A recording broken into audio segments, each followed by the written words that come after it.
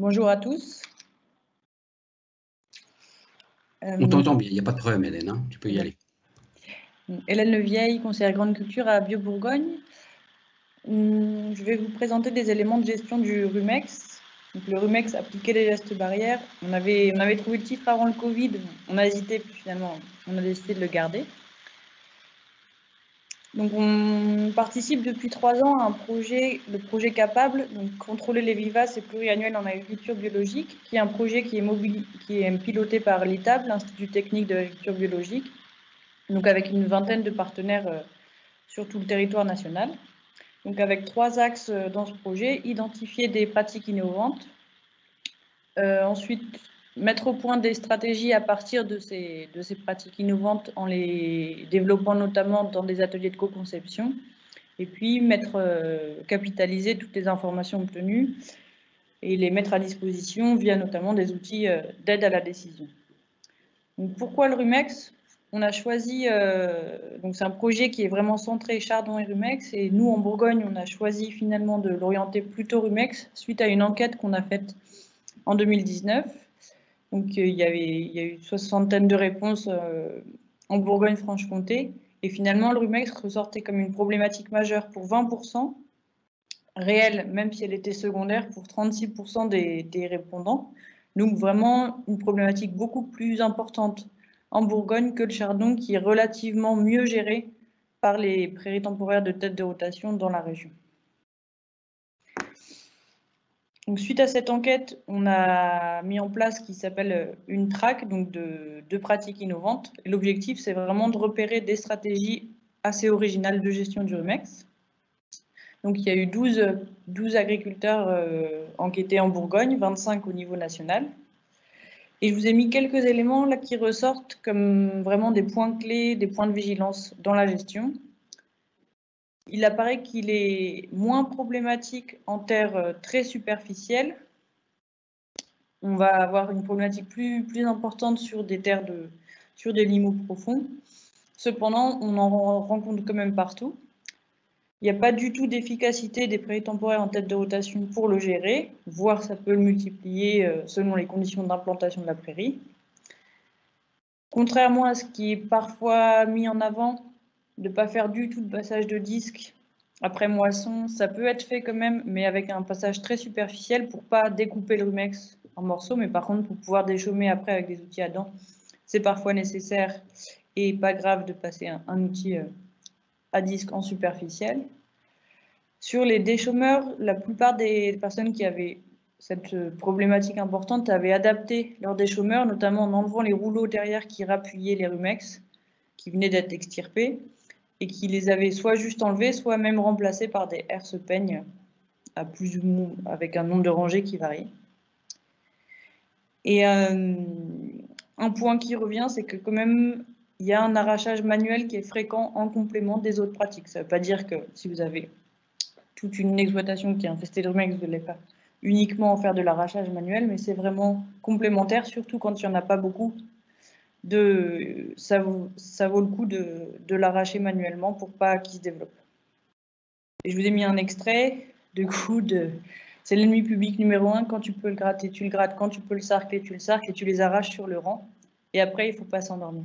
Donc on voit que parfois, c'est devenu vraiment comme la bête noire sur certaines exploitations. Un deuxième point qui est important, c'est que c'est une vivace n'ayant pas le même fonctionnement que les autres, voire c'est pas une vivace, en fait c'est une pluriannuelle. Un point à avoir en tête, c'est qu'il y a plein de sortes d'oseilles, enfin de Rumex, mais les deux principaux qu'on rencontre dans les parcelles cultivées, c'est le Rumex crépus. Donc comme son nom l'indique, avec des feuilles un petit peu crépus sur les bords, assez allongées. Et le Rumex à feuilles obtuses. Donc là, avec des feuilles beaucoup plus larges, il n'a pas du tout ces bords crépus par rapport à l'autre. La différence entre les deux, c'est aussi que le Rumex à feuilles obtuses, c'est celui-là qu'on va rencontrer vraiment plus en terre acide, un peu humide, un peu hydromorphe, en bord de mouillère. Et il va plutôt se développer par rond. Alors que celui à le rumex crépus, on peut vraiment en trouver dans tous les types de terres. Souvent, les gens disent c'est bizarre, j'en ai, alors que c'est des terres calcaires. En général, ça sera plutôt celui-là. Et il se répartit dans les parcelles, il sera plutôt réparti uniformément un peu partout dans la parcelle. Une autre différence, c'est son système racinaire, le rumex crépus. Il a un chevelu racinaire, alors que l'obtus, c'est vraiment plutôt une carotte. Et donc, finalement, l'obtus est plus facile à arracher, parce qu'une fois que vous avez arraché la carotte centrale, vous avez tout arraché, alors que l'autre, il y a toujours certains cheveux qui restent. Et pourquoi finalement sont-ils si redoutables par rapport à d'autres? C'est qu'ils ont vraiment les deux modes de reproduction. C'est-à-dire une reproduction par graine qui est très efficace, avec un nombre de graines qui varie entre 100 et 60 000, mais qui est plutôt entre 30 et 60 000, donc très élevé, avec des graines qui sont quasiment toutes viables, contrairement par exemple au chardon qui a beaucoup de graines stériles, c'est une reproduction par graine, mais qui est plutôt ponctuelle. Là, il y a des sources qui indiquent une viabilité des graines de 80 ans dans le sol. Alors, en tout cas, c'est beaucoup trop. Dès que ça dépasse, de toute façon, on sait, dès que ça dépasse 10 ans, ça veut dire que toutes les techniques de gestion vont avoir des graines, vont avoir leurs limites.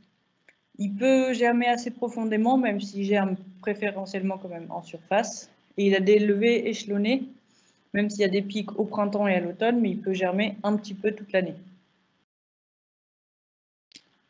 Et l'autre point, c'est qu'il peut se reproduire aussi de manière végétative, avec une racine qui contient beaucoup de réserves, et donc au niveau du collet, une capacité à repartir.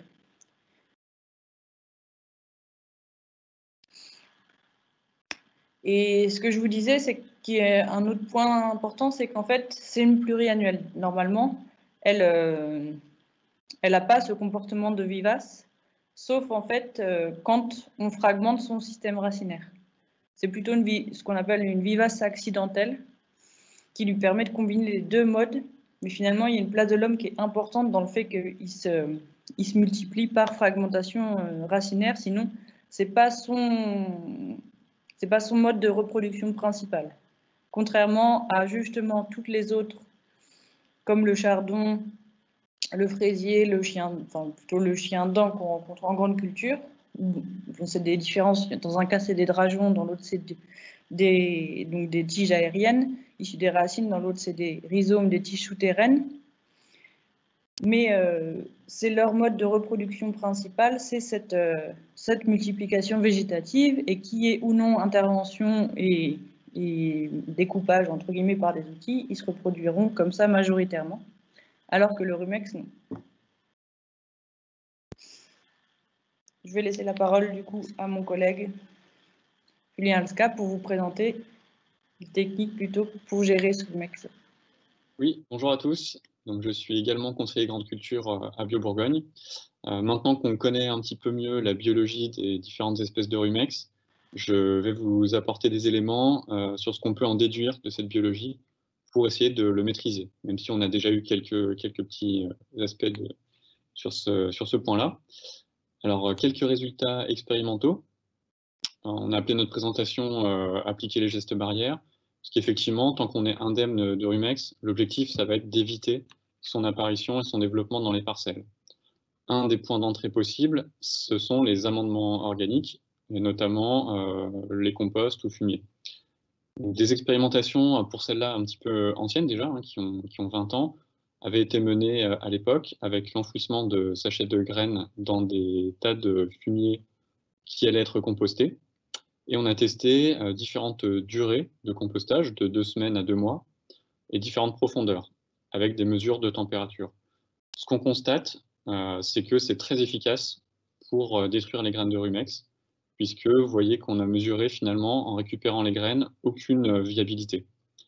Donc une température de 55 à 60 degrés pendant quelques semaines est suffisante pour détruire les graines de rumex, alors que le passage dans les tubes digestifs des ruminants n'est pas du tout efficace, puisque dans nos témoins non compostés là, de fumier d'ovin, on avait 90% de viabilité. D'accord, donc le compostage est vraiment utile de ce point de vue-là. Alors, gestes barrières, il y en a d'autres. On va aussi utiliser des mesures de prévention comme le nettoyage des outils de travail du sol et de récolte. Et puis passer dans les parcelles qui sont touchées en dernier, comme pour d'autres biocasseurs. Attention aussi, éventuellement, si vous êtes aussi éleveur, à l'achat de fourrage, qu'il n'y ait pas de rumex dans les bottes de foin ou au refus d'auge dans les élevages. Autre aspect, donc autre expérimentation qui, elle, a été menée dans le cadre du projet Capable. On a mis en germination des graines de rumex issues de différentes populations à différents niveaux de profondeur. Donc là, dans des godets de terreau. Et on a constaté que, alors juste en surface, 0 cm, on a finalement peu de levées. Et les levées les plus importantes sont dans les couches vraiment très superficielles, entre 1 et 3 cm, et puis ensuite on a des taux de levée qui sont décroissants. Donc ce qu'on peut en conclure, c'est que les faux semis vont être très efficaces pour la reproduction par graines, pour les rumex issus de graines. Un travail très superficiel peut mettre en germination les graines de l'année, qui vont être détruites ensuite par un faux semis. Par contre, si on travaille plus profondément, on peut d'une part enfouir les graines de l'année, mais elles vont se conserver très longtemps, comme on l'a vu, donc on risque aussi d'en remonter de plus anciennes, ou de celles qu'on aurait enfouies, de les remonter plus tard. Voilà, dans ce même cadre, on a aussi eu des tests de germination en présence d'autres espèces comme le trèfle, puisqu'on dit souvent que le trèfle lève la dormance du rumex. A priori, ça n'est pas démontré. Par contre, comme les légumineuses pluriannuelles n'ont pas d'effet, les fauches successives qui sont liées à ces surfaces-là n'ont pas d'effet sur le rumex, qui repart très vite et produit quand même des graines. C'est plutôt qu'il se développe et il est présent dans les trèfles. Mais il n'y aurait pas d'effet de levée de dormance. Troisième expérimentation qu'on souhaitait vous présenter dans le même cadre. Maintenant, c'est la reproduction végétative au niveau de pivots. Donc, il y a eu des collectes de pivots qu'on a ensuite enfouis dans le sol pour étudier les conditions d'émergence et de production de nouvelles plantes à partir de ces pivots. Alors, on a enfoui des pivots plus ou moins âgés, c'est-à-dire plus ou moins ramifiés avec plus ou moins de bourgeons. Et on a enfoui soit le pivot entier, soit uniquement la partie supérieure, ou alors la partie inférieure, comme vous voyez sur l'image. Ce qu'on a constaté avec différentes profondeurs également d'enfouissement, c'est que les rumex vieux sont un petit peu plus vigoureux, mais surtout que c'est essentiellement la partie supérieure qui donne de nouvelles plantes. Donc c'est une information très importante parce que dans les stratégies d'extirpation ou d'arrachage manuel, ça veut dire que si on arrache à peu près les 10 premiers centimètres des pivots, c'est a priori suffisant pour limiter la reproduction végétative. On n'est pas obligé d'aller très profond, retirer l'ensemble du pivot. Alors attention, parce qu'on parle de rumex jeune, effectivement les pivots sont viables après à peu près 40 jours de développement.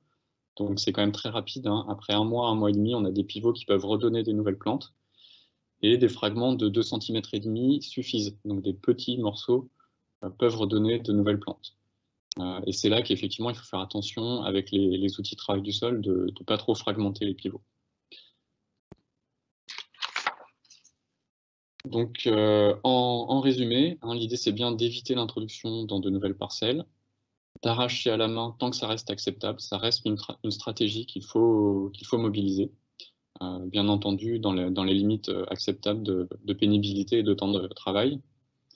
On peut essayer d'empêcher la floraison, mais on voit que des inflorescences, même encore vertes, peuvent déjà donner des graines viables. Épuiser le stock de graines par des faux semis et extraire les pivots par des outils à dents en période séchante, donc plutôt des outils avec des pas de doigts et un fort recoupement, afin de bien extraire tous les pivots sur l'ensemble de la surface. Attention au labour qui est à double tranchant, parce qu'il peut enfouir des pivots en profondeur qui vont avoir plus de mal à redonner des nouvelles plantes, mais s'ils y parviennent quand même, ils vont être très très bien enracinés et difficiles à extraire. Et puis il y a des choses un petit peu plus exploratoires, des traitements à l'eau chaude qui sont étudiés en Suisse, qui donnent de bons résultats, mais qui sont encore chers au niveau énergétique et économique. ou des choses qui peuvent se produire en prairie, mais qui ne sont pas largement mobilisées, comme des auxiliaires qui vont attaquer le rumex. Il y a des chrysomèles notamment qui ont cet effet-là. Le désherbage mécanique peu efficace, sauf le binage dans les interrants, qui peut détruire une partie des rumex. Voilà ce qu'on voulait vous présenter en termes de gestion. Alors à l'heure actuelle, Bio-Bourgogne est encore engagé dans le projet. Donc, vous l'avez vu, on a effectué des enquêtes, de la traque à l'innovation. Il y a des essais aussi qui sont menés au champ. Et puis, on a réalisé un premier atelier de co-conception, puisque maintenant qu'on a identifié un certain nombre de leviers qu'on peut mobiliser, eh ben, l'idée, c'est de les agencer, d'étudier la manière de les inclure dans des systèmes de culture complets et cohérents. On a eu un premier atelier il y a à peu près 1 an. Et puis, on va affiner ce qui en est issu dans un deuxième atelier qui doit avoir lieu cette année au printemps sur une exploitation. Donc, 5 producteurs avaient participé, identifié des nombreux leviers à mobiliser et défini une première rotation donc, que vous voyez en tout petit, hein, c'est juste pour illustrer, sur la photo en bas à droite. Bien, écoutez, voilà, je vous remercie beaucoup pour votre attention et nous sommes à l'écoute de vos questions. Merci Julien. Alors, une petite chose, c'est que n'hésitez pas à poser vos questions dans le chat. Nous répondrons à ces questions à la fin de chaque thématique. Et sans plus tarder, sans transition, je laisse la parole à Diane sur sa présentation sur le Datura. C'est à toi, Diane. Alors, si je peux juste intervenir quelques secondes avant, parce qu'effectivement, notre président Gilles Robillard devait intervenir pour introduire ce webinaire. On avait fait un petit test avant, tout fonctionnait bien et malheureusement, ça ne fonctionne plus tout de suite, donc il ne pourra pas intervenir. Donc, il vous prie de bien vouloir l'excuser. Parce qu'il pourra pas intervenir là, techniquement ça sera pas possible et il vous souhaite un bon webinaire. Voilà, désolé pour cet incident. C'est les aléas du direct. Bonjour à tous, donc Diane Chavassieux, je suis régionale Bourgogne-Franche-Comté pour Arvalis. Et donc, comme l'a dit Benjamin, je vais vous parler de Datura, donc une autre mauvaise herbe, une autre adventice que le rumex, où là, on est vraiment sur un objectif zéro Datura et vous allez voir pourquoi. Donc déjà, avant de parler des risques, comment on peut reconnaître le Datura. Donc le Datura, c'est une plante annuelle estivale. Et donc, au stade plantule, on va la reconnaître parce qu'elle va avoir des grands cotylédons, comme ça, lancéolés très linéaires. La tige et les pétioles vont être pileux, donc avec des petits poils. On va être sur des feuilles simples, donc elliptiques à ovales, hein, comme on l'a dit, à bord entier. Il peut y avoir une odeur désagréable dégagée ou touchée, même si les odeurs sont assez subjectives, mais il y a une odeur quand même qu'on retrouvera sur la plante adulte. Et puis surtout, sa caractéristique, c'est d'avoir des levées échelonnées, donc qui vont aller d'avril à septembre. Donc vraiment, sur toute la période estivale, le Datura va pouvoir lever. Attention à ne pas la confondre au stade plantule comme ça avec le kénopode hybride. On voit là, c'est une photo du kénopode hybride et vous avez à côté la photo du Datura et elles sont quand même très ressemblants. Sachant qu'après, au stade adulte, on les différencie bien parce que le kénopode a une tête de kénopode et le Datura, on va voir des photos juste après. Donc effectivement, sur la plante adulte, c'est des plantes souvent de grande taille avec une tige assez puissante, glabre, donc là pour le coup sans poils, ramifiée et avec des feuilles, donc on voit là un peu sur la photo, fortement sinuées. Et surtout, ce qui est caractéristique, c'est les fleurs qui sont blanches comme ça, un petit peu en trompette, de 6 à 10 cm de long, donc très caractéristique du Datura. Et ces fleurs vont former des bogues avec des petites épines, donc comme des noix avec les graines à l'intérieur. Et ces graines ont une très grande durée de vie. Donc, justement, là, un exemple, donc, vous avez une pièce de 20 centimes, des graines de sarrasin, et là, en noir, des graines de datura. Donc, on voit que ça peut être assez compliqué à trier avec notamment du sarrasin. Par contre, quand on est sur des graines de maïs, notamment, les graines de datura sont plus petites, donc on peut arriver à les trier. Ça va dépendre de la culture dans laquelle on en trouve. Alors, vous allez me dire pourquoi on en parle, à part le fait que c'est une adventice. Eh ben, on en parle parce que toutes les parties de la plante, donc pas uniquement les graines, hein, vont contenir des alcaloïdes tropaniques. Et ces alcaloïdes tropaniques, c'est ce qu'on retrouve aussi dans l'ergot, on va en parler juste après, qui sont très toxiques pour l'homme, mais aussi pour l'animal. C'est des substances, alors il y en a deux si on rentre dans le détail, de substances toxiques qui sont l'atropine et la scopolamine, et c'est des alcaloïdes qui vont agir sur le système nerveux central. Donc c'est pas très sympa. La présence du datura. Alors là, vous avez une carte des données de conservation des conservatoires botaniques où on voit que le datura est présent partout en France. Alors effectivement, il y a quand même une présence plus importante dans le sud-ouest et dans l'ouest de la France, mais parce que c'est favorisé par les monocultures de maïs du sud-ouest, et ça se déploie notamment aussi par les cultures de tournesol pour progresser. Donc c'est une plante qui est présente sur toute la France, qui est concurrentielle justement dans les cultures estivales, donc maïs, soja, tournesol et production maraîchère aussi. Par contre, c'est une adventice qui est sensible au gel. Donc, les cultures d'hiver, blé, colza, orge, en sont généralement indemnes. Alors, comment on arrive à gérer le datura? La première des étapes, c'est de surveiller, c'est-à-dire de regarder si on en trouve, notamment sur les abords des parcelles, dans les fourrières, tout là où il pourrait y avoir de la place et de la lumière pour se développer, des dégâts de sangliers notamment. Dès qu'il y a une place, en fait, le datura peut se développer. Donc, il faut surveiller ces endroits pour pouvoir détruire le datura qui pourrait produire des graines. La deuxième étape, c'est l'élimination des datura avant qu'ils puissent produire des graines. Donc même manuellement en les arrachant, donc là bien penser à mettre des gants pour pas avoir voilà, parce qu'en fait les alcaloïdes sont présents dans toutes les parties de la plante, hein, pas uniquement dans les graines, donc les tiges, tout, il va y avoir des alcaloïdes de présents. Donc on fait bien attention à mettre des gants et on sort les plantes une fois qu'on les a arrachées de la parcelle.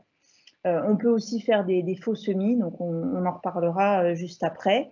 Et une des étapes aussi qui est importante, c'est le nettoyage, notamment sur les matériels de récolte et de travail du sol, qui est important pour ne pas contaminer les parcelles entre elles, notamment. Donc, un des leviers, on vient de le dire, c'est d'insérer une culture d'hiver dans la rotation, si elle est pertinente économiquement, pour pouvoir réaliser des faux semis après la récolte de la culture d'hiver pendant la période estivale. Donc l'idée, c'est de travailler le sol superficiellement pendant l'été pour faire germer les datura et les détruire ensuite les plantules avec un travail du sol mécanique. Et plus cette opération sera répétée, plus le stock semencier du datura de la parcelle sera diminué. Bon, alors bien sûr, il faut que les conditions climatiques le permettent, c'est-à-dire que en fonction des types de sol, un passage d'outils en été peut s'avérer délicat si le sol, par exemple, est trop sec. Et puis, s'il n'y a pas de pluie après l'intervention, les graines ne pourront pas germer. Donc, ça, quand même, il faut qu'il y ait des conditions climatiques qui le permettent.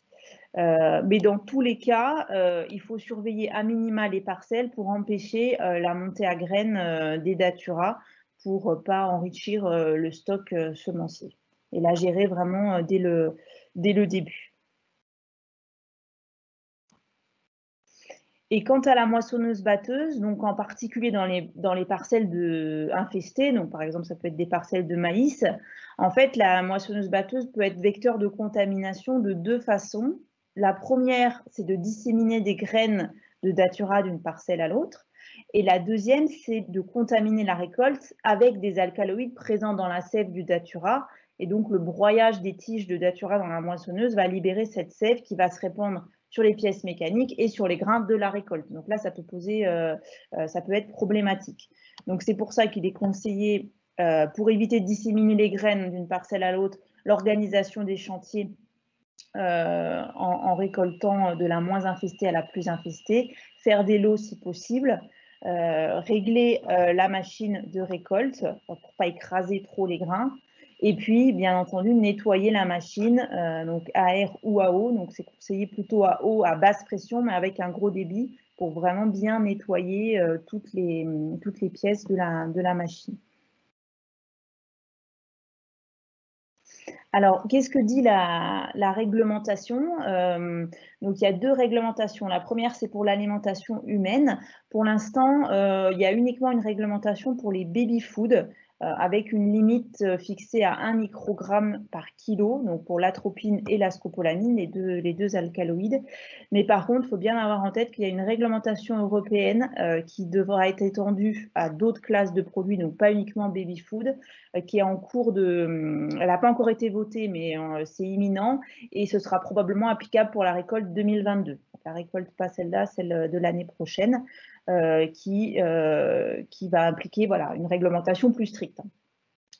Et puis pour l'alimentation animale, il y a une limite, donc ça c'est une réglementation européenne, une limite maximum de 1 gramme de graines de datura par kilo de céréales, donc qui est très restrictive aussi. Mais quand on sait qu'un pied de datura pour 25 mètres carrés peut suffire à provoquer une intoxication mortelle chez les bovins via le maïs en silage. Donc l'objectif, c'est bien de n'avoir aucun pied de datura dans toutes les parcelles de l'exploitation. Et pour finir, si vous voulez en savoir plus, suite au colloque notamment en live Datura de fin janvier organisé par Arvalis, il y a des vidéos qui sont dispo sur notre chaîne YouTube Arvalis TV, où vous avez une vidéo sur la biologie, donc là je vous ai remis les liens, une vidéo sur la nouvelle réglementation qui va arriver si vous voulez en savoir plus, et puis une vidéo sur le nettoyage de la moisse-batte. Donc, n'hésitez pas à aller voir ces vidéos pour avoir plus d'informations.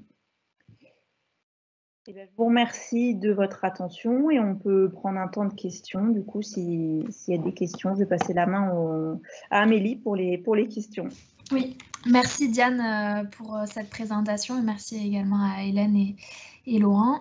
Il y a effectivement quelques questions. Alors, notamment sur le rumex, une première question. Est-ce que le pâturage ras ou une fauche basse peut aider à lutter contre le rumex?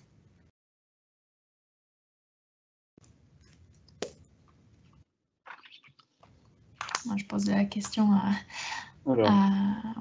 en fait, la problématique, c'est qu'il faudrait des fauches ou la consommation des parties végétatives très très fréquentes, c'est-à-dire tous les 10-15 jours, pour que le rumex ne soit pas en mesure s'épuise et ne reproduise plus de graines.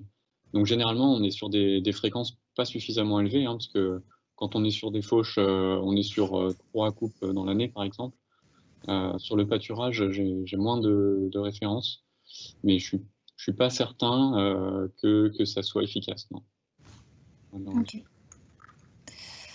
Merci. Il y a une autre question sur l'agriculture bio de conservation. Est-ce que c'est une pratique qui peut provoquer une augmentation du rumex dans les champs? D'une manière générale, le fait de ne pas travailler du tout le sol va être favorable aux vivaces, y compris aux vivaces accidentelles comme le rumex. Donc après, en agriculture bio, on a généralement tout de même un minimum de travail du sol, mais on prend un risque. Après, tout dépend si le but c'est que le rumex n'arrive pas dans les parcelles. Donc s'il est absent, tant qu'on applique les gestes barrières, disons, bien on peut peut-être s'en sortir, mais c'est pas évident quand même, hein. A priori, c'est plutôt un facteur de risque. D'accord, parce qu'il y avait une autre question qui était un peu liée à ça, qui disait le Rumex indique également des soucis d'engorgement en eau en général, ou de problèmes d'anaérobie. Du coup, cette personne-là, Jean-Paul Leroy, se demandait s'il n'y avait pas des pistes à explorer côté pratique agronomique et notamment vie du sol, j'imagine qu'il veut parler par exemple améliorer la structure du sol ou le taux de matière organique du sol pour un meilleur équilibre du sol et donc moins d'engorgement en eau. Oui, c'est vrai qu'on peut avoir une tendance des rumex à se développer dans des zones tassées. Effectivement, il va pas préférer forcément ces conditions-là, mais il est capable de s'y développer, contrairement à d'autres espèces. Il peut se développer également dans les sols acides et supporter une certaine humidité. On peut le retrouver aussi quand on est sur de la prairie, dans des zones où les animaux viennent s'affourager. Et il y a une concentration des graines à ces endroits-là, hein. Du coup, je pense qu'on a énormément de bonnes raisons de viser une bonne structure et une vie du sol développée et active. Ça peut être un facteur pour limiter un petit peu les risques, mais je ne pense pas que ça soit suffisant parce que malgré tout, si on a des conditions de structure correctes, le rumex va être capable de s'y développer. Okay. Il est assez ubiquiste et sera présent également. En plus, si c'est... Voilà, ce sera surtout sur quand même le rumex obtus qu'on va rencontrer dans ces conditions. Un peu d'hydromorphie. Donc ça n'aura pas forcément d'efficacité tout le temps. Ok, merci. Il y avait des questions, j'imagine que celle-là, elle est pour le datura. Est-ce qu'il y a une durée de vie des graines dans le sol pour le datura? Alors, j'ai pas la durée de vie exacte. Je sais que c'est des graines qui vivent très longtemps dans le sol et même si elles sont enfouies, elles peuvent germer en profondeur. Donc, c'est des graines qui vont avoir une durée de vie importante, ouais. Okay. Il y avait une question sur le seuil de nuisibilité du datura, mais je pense que c'est plus côté réglementaire que c'est. J'ai vu la question en fait en termes de nuisibilité. Il n'y a pas vraiment de seuil parce que, alors par contre, c'est quand même une mauvaise herbe qui va être, une adventice qui va être concurrente des cultures estivales. C'est-à-dire qu'elle va quand même exercer une compétition parce que vous l'avez vu, c'est une plante qui est assez, qui prend de la place, donc elle va forcément faire une perte de rendement sur la culture. Après, par rapport à la réglementation, on est plus sur des notions de toxicité. Et vous avez vu que même des très faibles quantités peuvent faire déclasser un lot quand il y a la réglementation. Donc on est plus sur des notions de toxicité que de nuisibilité, même s'il y a quand même une nuisibilité du datura sur les cultures. Ok. Ouais, c'est bien de le rappeler. Il y a une question sur le fauchage en dénage. Est-ce que ça peut avoir une influence sur la viabilité des graines de datura, et notamment en sarrasin?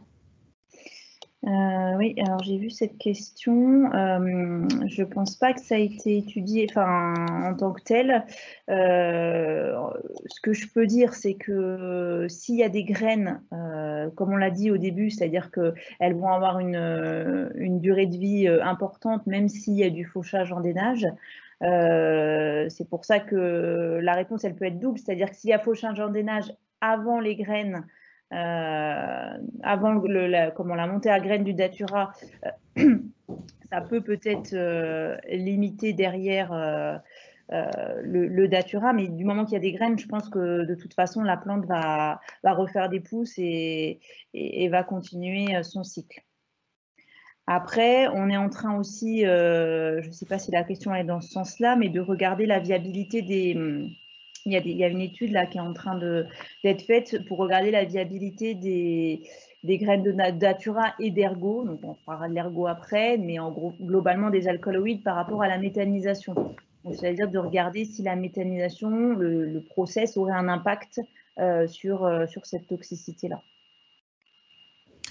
Alors, il y a une question sur est-ce qu'en fait, le simple contact entre un datura et une graine à la récolte rend impropre le lot à la commercialisation, même s'il n'y a pas de graines de datura dans le lot? Mais en fait, oui, parce qu'il peut y avoir la sève en fait, de datura peut contenir aussi des alcaloïdes. Donc, par contact avec dans la machine, ça peut contaminer les graines. Et en fait, les analyses, elles sont faites en microgrammes soit d'atropine ou de scopolamine. Ouais. Donc, après, ça dépend de la quantité de datura qu'il y a aussi dans la parcelle, quoi. Je ne peux pas trop répondre comme ça, mais oui, ça peut. Alors, j'ai une question sur la détection du datura par drone. C'est vrai que ça, je l'avais jamais entendu. Est-ce qu'il y a un retour d'expérience par rapport à ça? Je sais qu'il y a une coopérative dans l'Ouest, Nataïs, je crois, qui le pratique, ça, la détection de. Donc, je sais que c'est possible. Ils le font. Après, il y a une histoire aussi de stade. Il faut tomber au bon moment pour que, par exemple, dans le maïs soit sec par rapport à la photo, qu'il soit un peu jaune, quoi, et la plante un peu plus verte pour pouvoir les différencier. Mais oui, ça se fait. Si je peux compléter, il y a effectivement plusieurs startups qui travaillent sur cet aspect-là et on va potentiellement le tester pour le sarrasin en Bourgogne, effectivement. Ok. On n'arrête pas le progrès. Est-ce qu'il y a deux questions sur le Rumex, donc on peut revenir sur le Rumex et je pense qu'après on en aura fini. Il y a une question sur quand on reprend une parcelle qui est déjà infestée de Rumex, comment on peut gérer? Je crois qu'on a un peu répondu dans la présentation, mais pour une parcelle qui est déjà infestée de Rumex, quelles sont les pratiques recommandées pour sa gestion?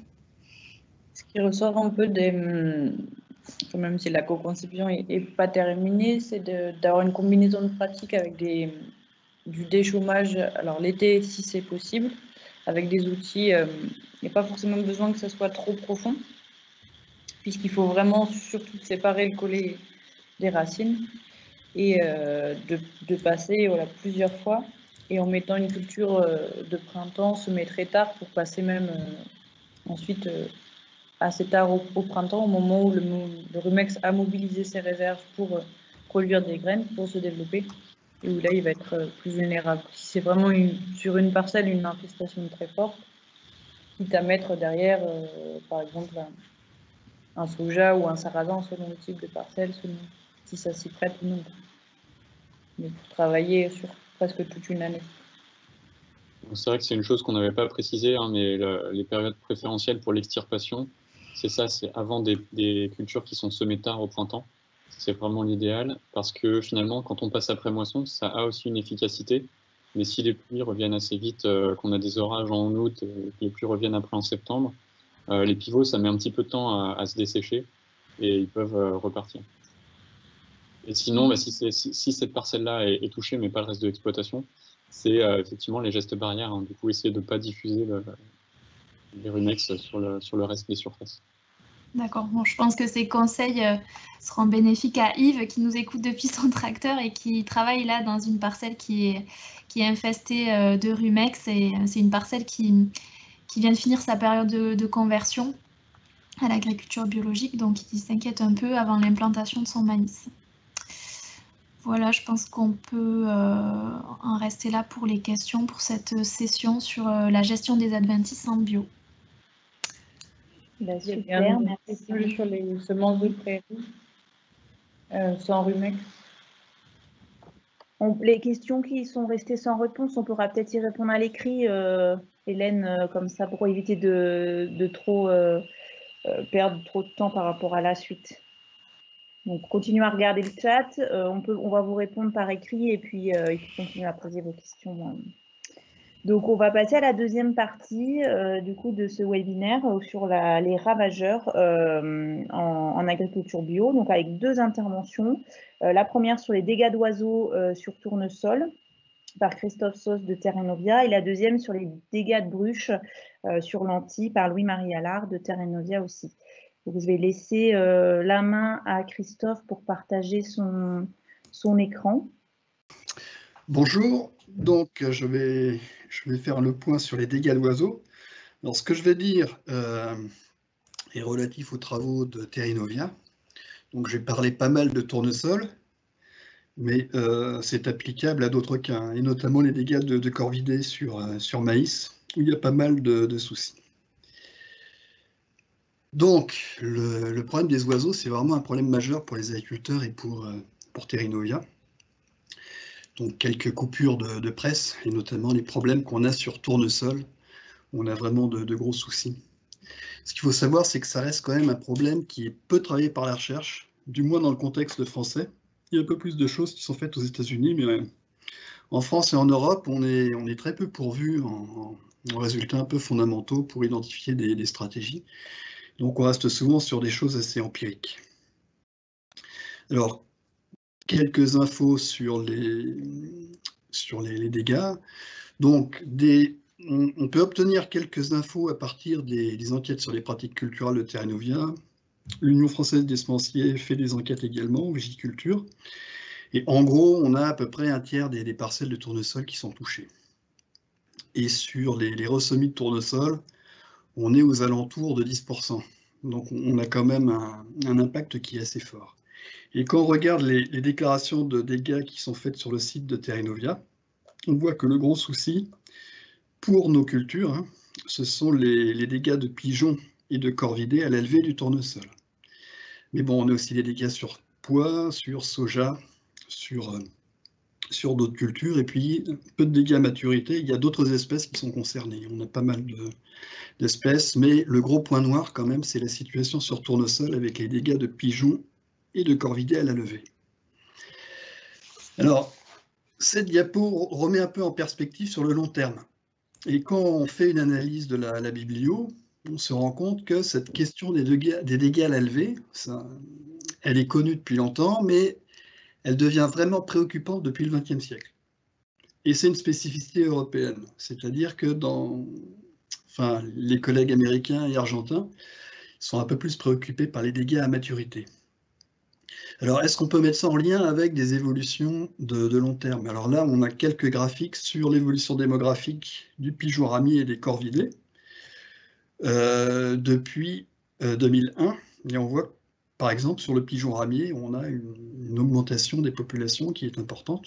Donc là, on peut se poser légitimement la question, savoir s'il y a un lien entre augmentation de la population et dégâts. Mais sur les corvidés, c'est une autre histoire. On a des populations qui sont stables, voire qui baissent un peu. Donc voilà, qu'est-ce qu'il y a comme phénomène écologique derrière qui explique un peu ces dégâts à la levée? Et ça, c'est des questions qui restent ouvertes, mais qu'il faudra aborder. Donc c'était pour remettre les choses dans leur contexte. Alors, quelques résultats de Terra Novia. Donc, je vais présenter quelques résultats qui se poursuivent dans un cadre partenarial avec un projet France Agrimaire. Alors, sur les répulsifs, il y a des produits répulsifs ou à allégation répulsifs qui sont utilisables en bio, à base de soufre, d'huiles essentielles, de piment, donc soit en enrobage de semences, soit en traitement en plein à la levée. Alors globalement, quand on regarde l'ensemble des tests, hein, on a des effets qui sont possibles, mais très faibles et vraiment variables. Et notamment pour les positionnements, le positionnement des traitements en plein pose vraiment un problème parce que là, il s'agit vraiment de traiter quand les plants lèvent, donc on est quasiment sur sol nu, il faut vraiment trouver le bon stade. Et il pleut un coup, donc on a des problèmes de lessivage, donc c'est vraiment compliqué à mettre en œuvre. Je donne un exemple de résultat. Donc là, on a testé 2 produits avec des dispositifs en bande, il n'y a pas de REP, hein, mais on avait 31 parcelles en tout. Et donc AMO 0309, donc là on est sur quelque chose à base de piment, et Avifar c'est plutôt du soufre. Soufre et oligo-éléments. Et finalement, là on voit le gain de peuplement. Donc AMO 0309, on n'a rien, avec une forte variabilité entre parcelles quand on compare les bandes. Avifar, on a un très léger effet positif quand on considère l'ensemble du réseau, mais c'est une taille d'effet qui est vraiment très faible. Et donc, finalement, l'un dans l'autre, on ne va pas conseiller ce type de produit parce qu'on a des effets des effets biologiques possibles qui ne sont pas vraiment utilisables et intéressants en production. Les semis sous couvert, c'est une autre piste. Donc là, je vais présenter ce qui a été fait en conventionnel pour voir s'il est possible d'exploiter finalement ces idées en bio. Donc en conventionnel, qu'est-ce qu'on a fait? C'est des semis d'orge ou de févrole qui sont semés 1 mois et demi avant le semis du tournesol. Et ces couverts sont détruits juste avant le semis du tournesol. Et donc ensuite, il y a un effet de protection, c'est-à-dire que quand les corvidés, donc on est plutôt sur, dès le semis du tournesol, on peut avoir des attaques de corvidés, les pigeons vont attendre quand ça lève, mais le couvert finalement, qui est en train de se détruire, va perturber les oiseaux. Et on a un effet de protection, c'est-à-dire qu'on a plus de plants sur les bandes qui sont protégées, enfin qui ont un couvert, mais c'est quand même des conduites qui sont compliquées à mettre en place. Il y a vraiment un aléa, il faut pouvoir rentrer dans la parcelle, c'est pas simple, il faut que le couvert lève. Et le gros problème aussi, c'est qu'il y a un risque de concurrence du couvert. C'est-à-dire que si on détruit trop tard, si le couvert est exubérant, le tournesol va être concurrencé et on a vraiment des soucis. Il y a un impact sur le rendement. Alors, est-ce qu'on pourrait utiliser ce type de stratégie en bio? Donc, on a eu quelques parcelles, mais finalement, enfin, c'est très difficile pour tirer des conclusions. Je pense que c'est un levier qui est à considérer parce que, enfin, en bio, on a des conduites qui peuvent être innovantes à base, enfin, innovantes.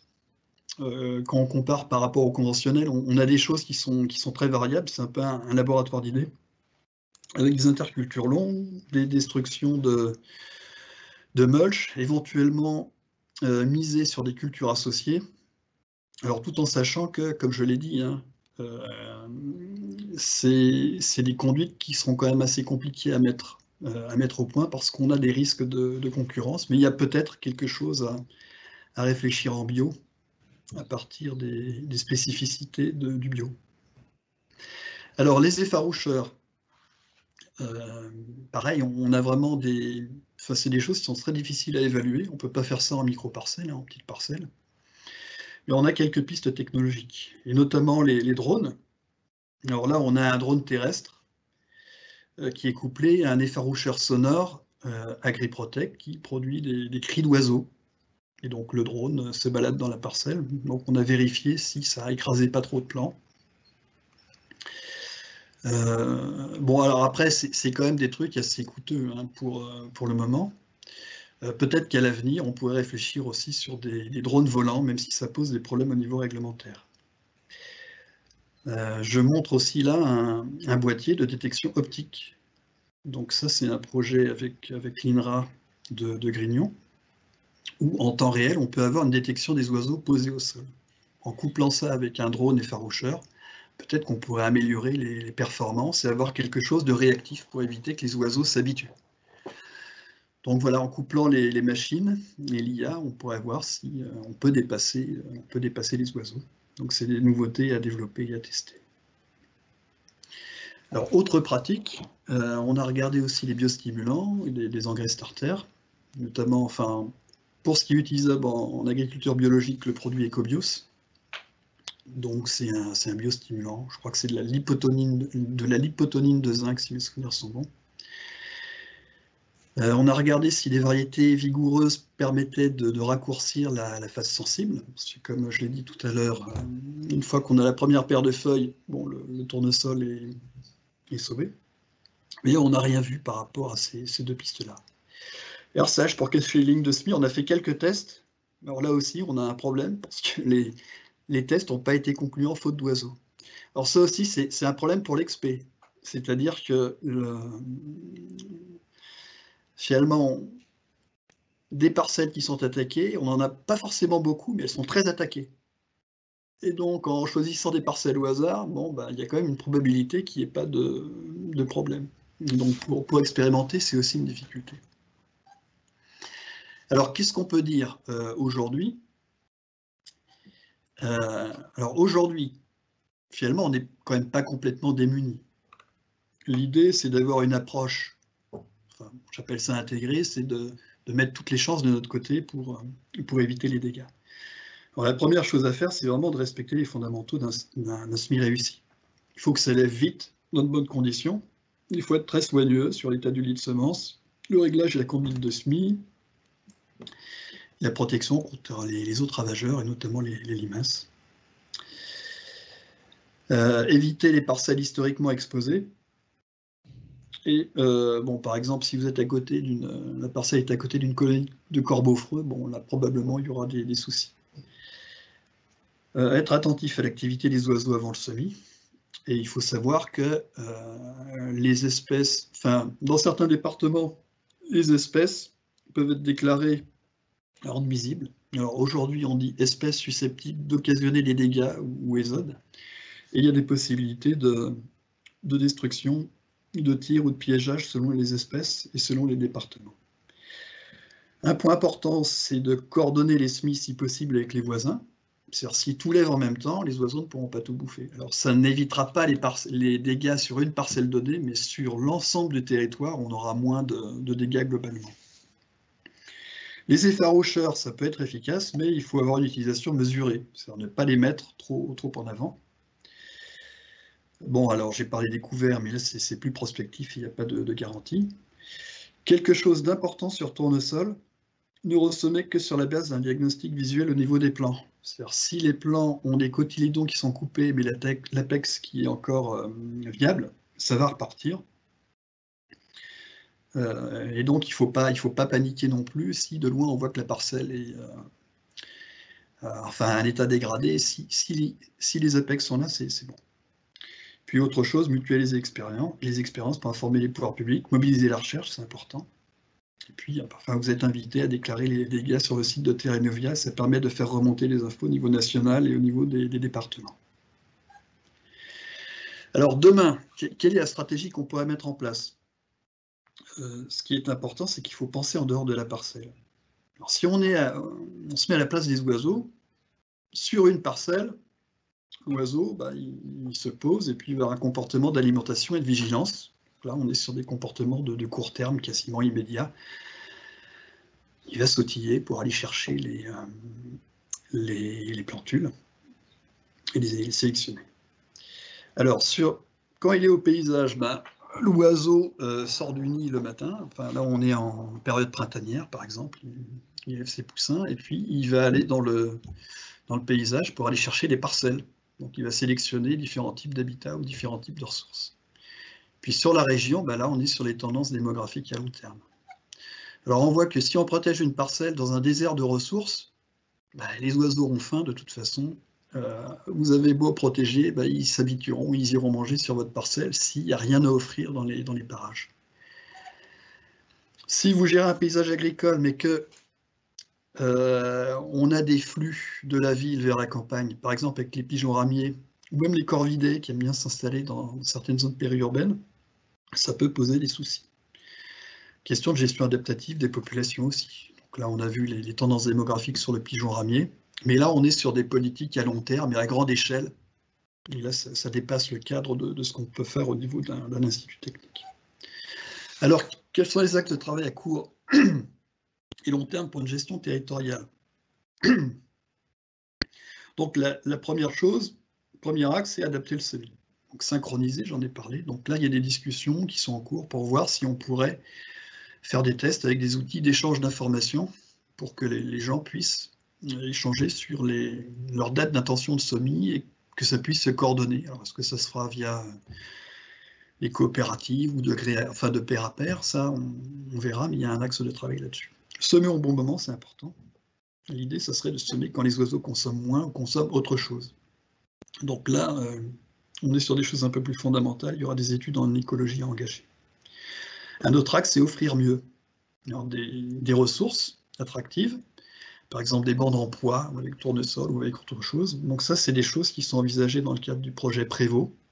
Donc l'idée, c'est que les oiseaux trouvent un biodiseur. Ces bandes seraient plutôt sacrifiées, hein, mais on sacrifie des bandes, mais ils vont là-dessus, ils mangent là-dessus, et puis ils laissent le tournesol ou les autres cultures tranquilles.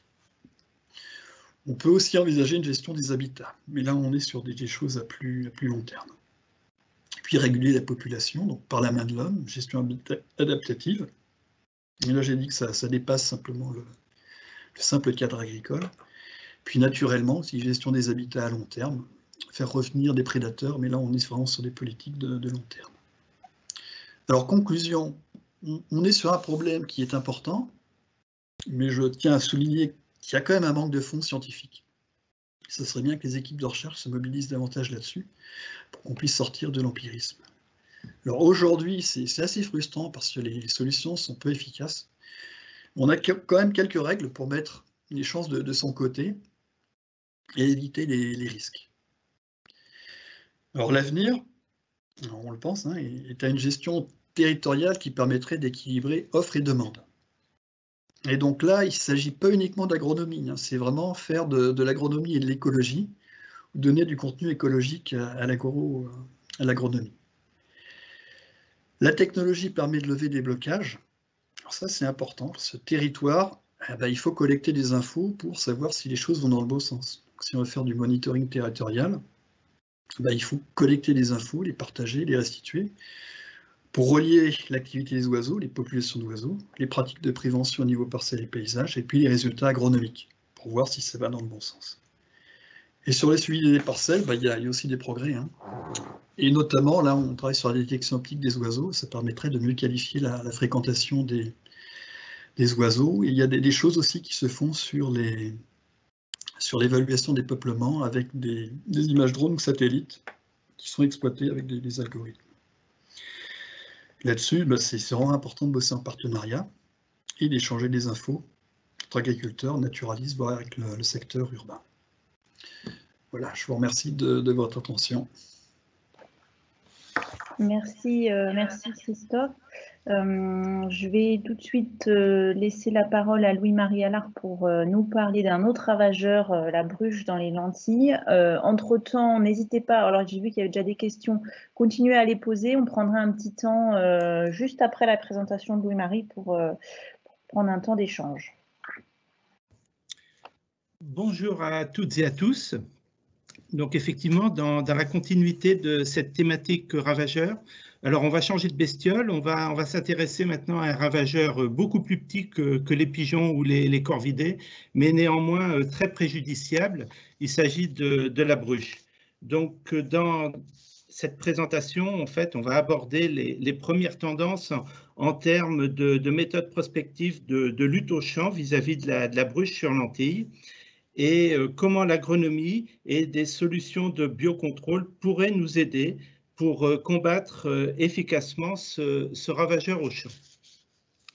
Alors, quand on parle de bruche, on associe ce ravageur à plusieurs espèces cultivées, telles que févrole, pois ou bien encore la lentille, mais est-ce que l'on parle de la même bruche? Eh bien non. En fait, pour chacune des trois espèces citées, on a affaire à une bruche différente. Alors, ainsi pour la févrole, on va avoir affaire à celle qui s'appelle Bruchus rufimanus. Pour le pois, elle se nomme Bruchus pisorum. Et puis pour la lentille, histoire de complexifier un petit peu la situation, eh bien on en a deux, hein, en fait, Bruchus signaticornis et Bruchus lentis. Alors même si on a plusieurs noms derrière ces bruches, un des points communs et non des moindres, c'est le dégât qu'elles peuvent engendrer. En fait, il s'agit d'un trou circulaire sur la graine, et on le voit très bien ici sur la photo du milieu, sur la graine de pois, le petit orifice que peut faire la bruche sur les graines. Par contre, on peut considérer que les pertes de rendement au champ sont faibles. Ça n'agit pas directement sur des pertes de fleurs, le nombre de graines, mais par contre, ça altère vraiment la qualité de la graine avec la présence de ce trou. Alors, nous venons de le voir, derrière la bruche de la lentille se cachent deux espèces différentes. On ne va pas rentrer dans le détail des différences qui peuvent apparaître entre ces deux bruches, hein, notamment au niveau de l'adulte, avec quelques détails anatomiques qui les différencient, mais on peut citer les plantes hôtes pour ces deux espèces. Donc, pour Cygnaticornis, en plus de la lentille, on va la retrouver sur le caroubier, qui est un arbre fruitier méditerranéen, sur la gessette, qui est une plante du Midi, mais également sur la gesse et différentes vesses. Donc, plutôt une attirance pour le sud. Pour l'antis, les plantes hôtes sont la vesse et bien sûr la lentille. Alors, où va-t-on rencontrer préférentiellement l'une ou l'autre de ces espèces? Eh bien, pour Cygnaticornis, en relation avec les plantes hôtes qui viennent d'être citées précédemment, comme le caroubier ou la gessette, eh bien, elle sera davantage présente dans le sud de la France. Et concernant l'antis, eh bien, elle va être présente sur la quasi-totalité du territoire français. Et donc, en zone nord et est, c'est plutôt ce type de bruche qui va être présent.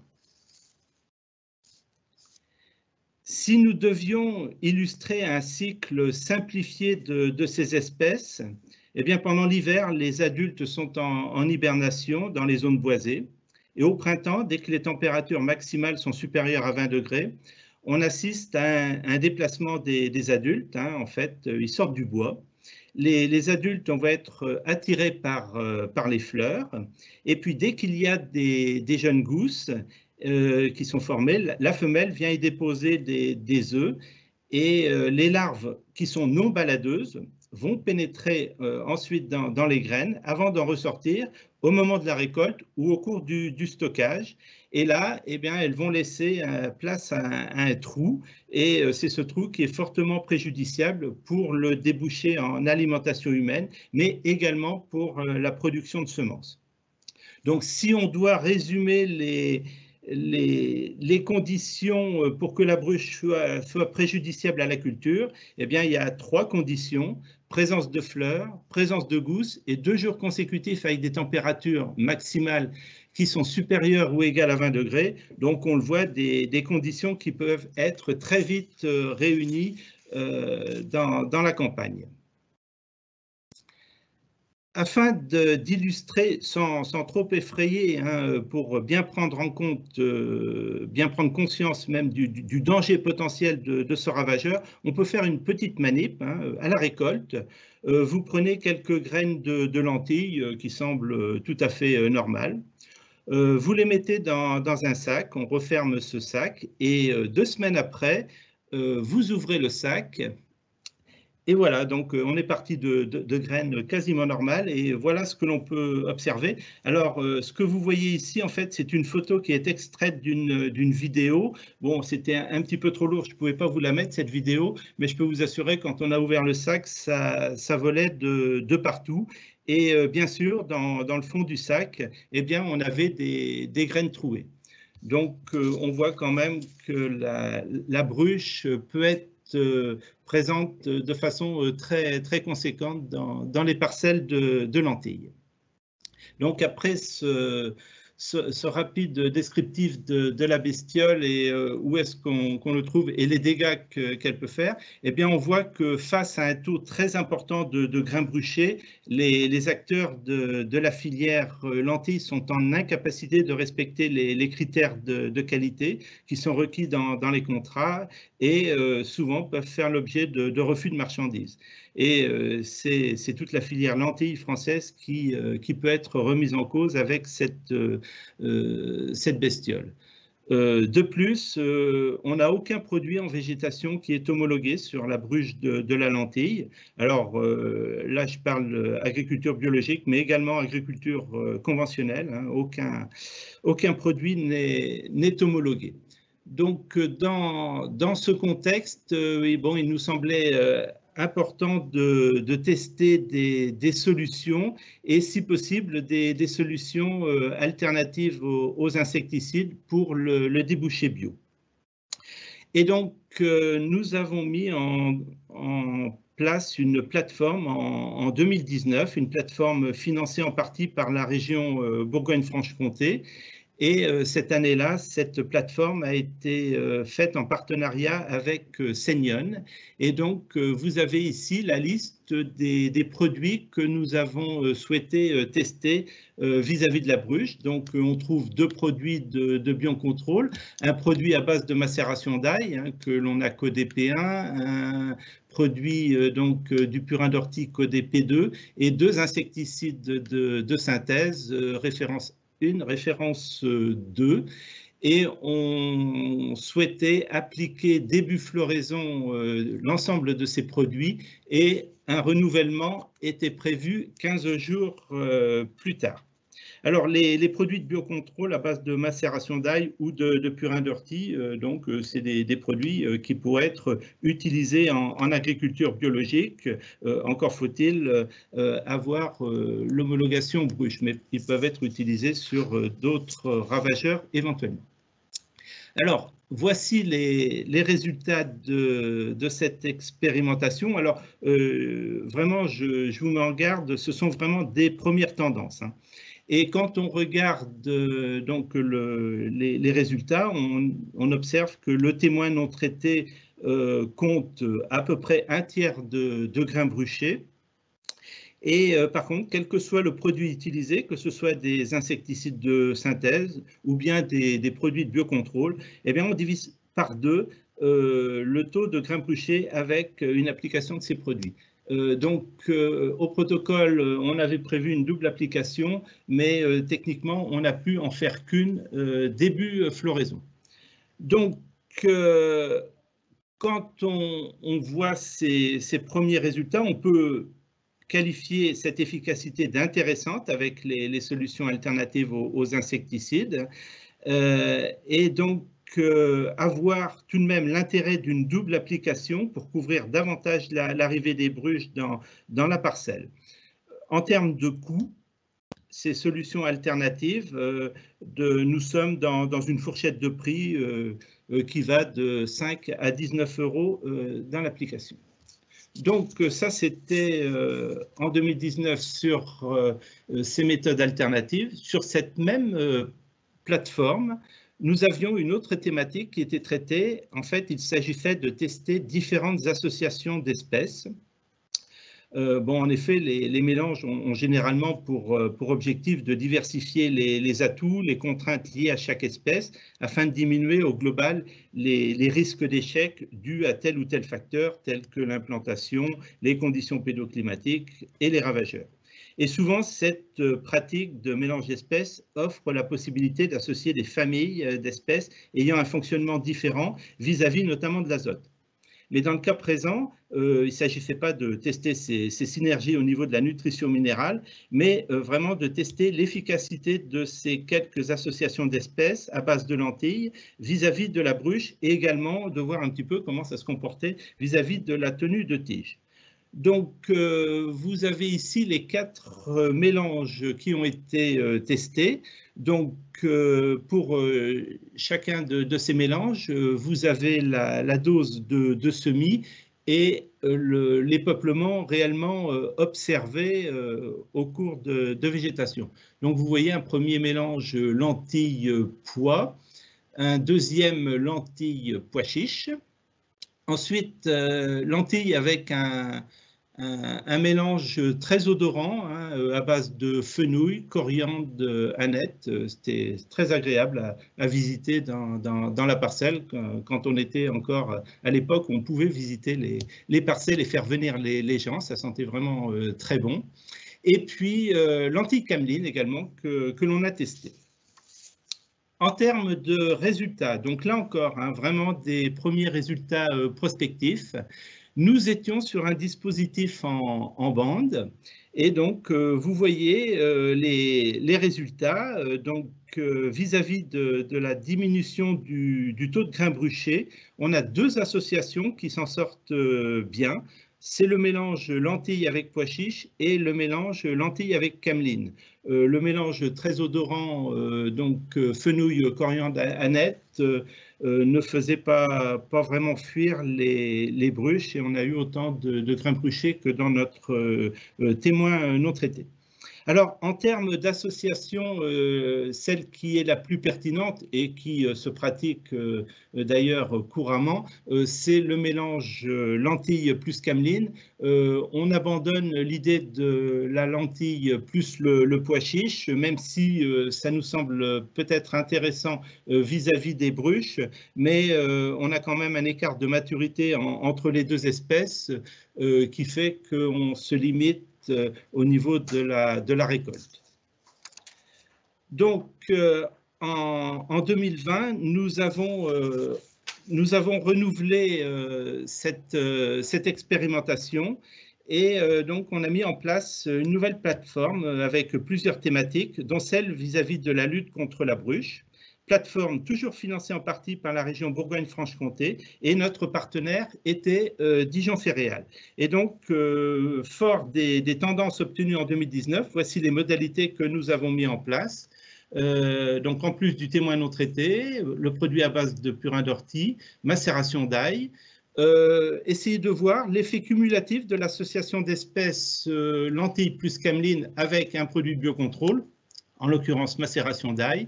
On a voulu voir l'octoborate, engrais foliaire riche en bore, ce que ça pouvait donner, et toujours comparer à un insecticide de synthèse. Et nous visions une double application, 8 feuilles, et puis renouvelée lorsque l'on avait des jeunes gousses. Alors, sur la parcelle, il y avait un dispositif de piégeage qui a été mis en place afin de suivre l'activité du ravageur. C'est une plante malaise, hein, en fait. Le fonctionnement de ce piège est basé sur l'interception de la trajectoire de vol des insectes par un tissu ou une toile à maille fine qui fait office de barrière verticale. Et les insectes interceptés se heurtent à cet obstacle, essaient de l'éviter, et ils ont tendance à prendre de l'altitude. Et de ce fait, eh bien, ils sont concentrés vers le haut de la tente malaise et sont guidés par une pente vers une ouverture qui donne sur un récipient de collecte dans lequel on met de l'alcool. Et comme ça, on arrive à faire nos relevés toutes les semaines. Et vous voyez un petit peu le taux de capture qu'il y avait sur cette parcelle. Hein. Donc, grosse arrivée début juin des bruches. Et puis ensuite, bon, il y a une forte baisse. Et puis régulièrement, on avait des captures qui étaient en augmentation.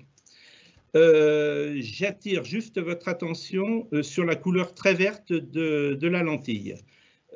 Couleur normale, hein, ceci dit. Mais pourquoi je vous dis ça? Eh bien, tout simplement, c'est parce que par la suite, on a eu des conditions climatiques vraiment très peu favorables au développement de la lentille. Début floraison, elle faisait 15 cm de haut. On a eu de plus une forte attaque de pucerons qui était chargée avec des pieds de lentilles virosées, couleur rougeâtre. Et dans ces conditions, hélas, on n'a pas pu récolter la partie lentille de cette plateforme. Néanmoins, cette étude va être reconduite en 2021, toujours avec un financement en partie par la région Bourgogne-Franche-Comté et à nouveau le partenariat avec Dijon Ferréal. Et donc en conclusion, eh bien, pour 2021, donc, on a les premières tendances avec des produits de biocontrôle qui sont efficaces vis-à-vis de la bruche de la lentille. On a également un impact positif de l'association lentille cameline. On va sur cette plateforme essayer de confirmer ces premières tendances, tester également d'autres produits de biocontrôle, et c'est vrai qu'on est assez optimiste sur ces méthodes de lutte au champ qui nous paraissent très prometteuses vis-à-vis de la bruche de la lentille. Je vous remercie. Merci Louis-Marie, merci Christophe. Je vous propose de passer aux questions. Sur la thématique déjà des dégâts d'oiseaux, donc ça sera pour Christophe. L'effet du type de semis, donc à grand écartement ou en ligne, en semis avec semoir à céréales, est-ce qu'on peut attendre un effet de confusion qui est acceptable ou non? L'hypothèse mérite d'être posée. Après, moi, j'ai pas de référence là-dessus. Mais c'est vrai que sur la géométrie du semis, bon, théoriquement, ouais, mais c'est comme tout, il y a beaucoup d'idées, il y a beaucoup de choses à tester, quoi. D'accord. Deuxième question, est-ce que disperser des graines consommables sur le sol peut permettre de divertir les oiseaux? En principe, oui, mais ça risque de poser un problème réglementaire parce que là, on est quasiment sur des pratiques d'agrainage qui peuvent être interdites dans certains départements. Donc, c'est délicat. C'est délicat comme question. Enfin, moi, je ne le conseillerais pas, là, parce qu'on on est sur des pratiques d'agrainage et puis on risque d'attirer du gros gibier. Enfin, ça peut être un peu délicat. D'accord, merci Christophe. Bande piège, a-t-on une idée de la dimension ou en pourcentage de surface de ces bandes conduite de ces bandes, semis plus précoces ou autres, détail un peu plus? La stratégie, c'est d'offrir des ressources à la même période, donc des ressources similaires, donc on va semer à peu près en même temps. Hein. Et sur le pourcentage, donc on est a priori sur des semis qui sont plus denses, parce que comme on est sur des parcelles sacrifiées, la limite, ça va être qu'est-ce qu'on peut consentir à sacrifier dans la parcelle, donc ça sera quelques pourcents. Après, je ne vais pas donner plus de détails techniques parce qu'on est en train de tester différentes options. Et d'ici 1 an, je pense qu'on aura un peu plus d'informations. D'accord. Alors, il te reste 2 questions pour toi. C'est une remarque sous forme de question par la suite. J'ai entendu parler sans certitude d'une technique de destruction des œufs avec un laser qui n'abîme pas les œufs. Donc, les adultes continuent à les couver et ainsi ne répondent pas. As-tu des infos sur cette pratique? Non. Sur les lasers, je sais que les lasers peuvent être utilisés pour effaroucher, donc avec des dispositifs manuels ou des dispositifs automatiques. Les dispositifs automatiques sont assez coûteux. Et puis ça pose aussi des questions, mettre ça près d'une route, tout ça, enfin, il y a des problèmes de sécurité. Pour effaroucher. Et sur les lasers pour stériliser, je ne sais pas. Enfin, j'ai pas d'infos là-dessus. Après, je sais qu'il y a des stratégies de stérilisation qui sont utilisées. Mais bon, là, il faut localiser les nids, aller jusqu'aux œufs, et c'est plutôt avec des produits chimiques, où il y a des gens qui essayent de stériliser les pigeons aussi. Enfin, il y a des choses dans ce goût-là. Mais bon, là, c'est vraiment dans des contextes spécifiques où on peut vraiment localiser les nids, où on a un peu une maîtrise, par exemple en secteur urbain, quoi. Où on attire les pigeons dans les pigeonniers, voilà. Enfin. Mais c'est des pistes à explorer, enfin, c'est des choses à savoir. D'accord, je vais m'arrêter là pour les questions. Il doit en rester une ou deux dans le chat, donc je te laisserai répondre par écrit. On va passer à la bruche pour ne pas perdre trop de temps. Louis-Marie, y a-t-il des prédateurs naturels contre les bruches?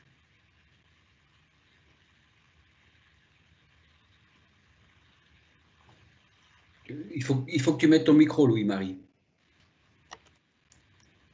Excusez-moi. Oui, effectivement, hein, on a en fait des auxiliaires qui viennent parasiter les bruches, d'où l'intérêt de la mise en place en fait de bandes fleuries. Et c'est vrai que sur les plateformes que l'on a mis en place, à chaque fois dans le dispositif, on mettait des bandes fleuries pour essayer un petit peu de faire développer en fait tous ces auxiliaires qui peuvent venir parasiter les bruches. D'accord. Est-ce qu'on peut craindre des dégâts de bruches qui se trouveraient dans la semence lors du semis?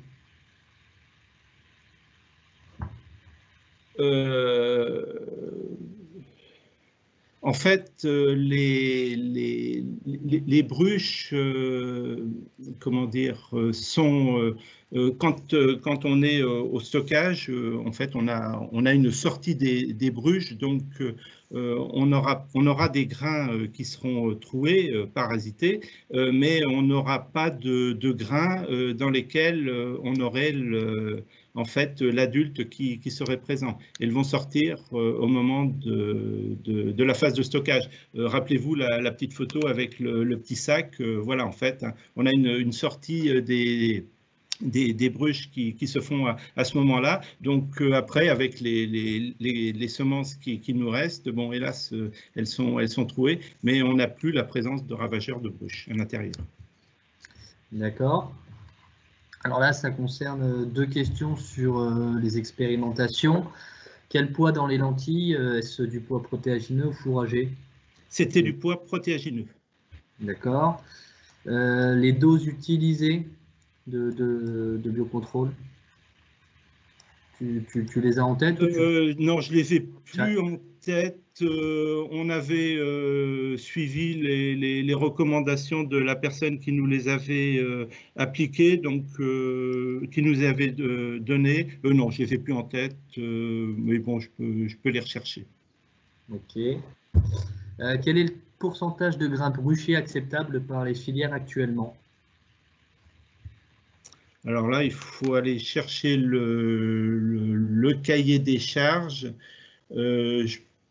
Là encore, je peux rechercher l'information. Je ne l'ai pas pour pas dire de bêtises, mais je peux retrouver cette information. Ouais.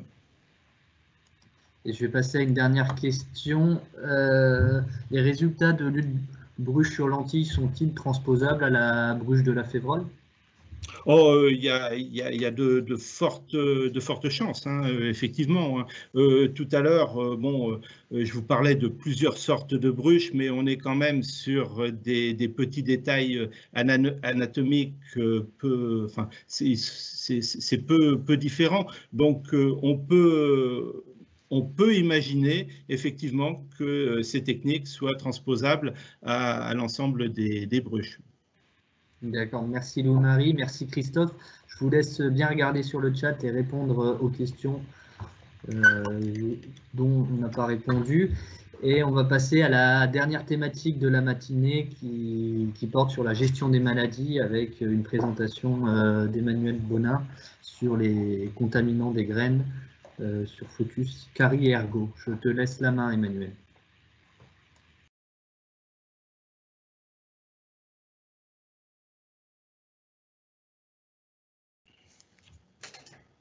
C'est bon là? Oui, c'est bon, Emmanuel. Allez, hop. Bonjour à toutes et à tous, merci d'être avec nous ce matin par cette belle météo.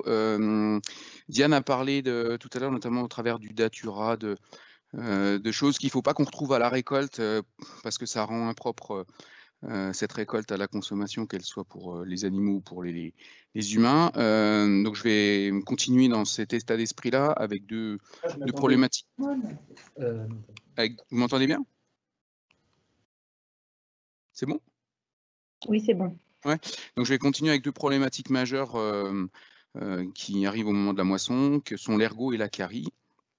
Donc pour la première partie, donc l'ergot des céréales, en fait ça s'appelle l'ergot du seigle, je vais vous expliquer après pourquoi.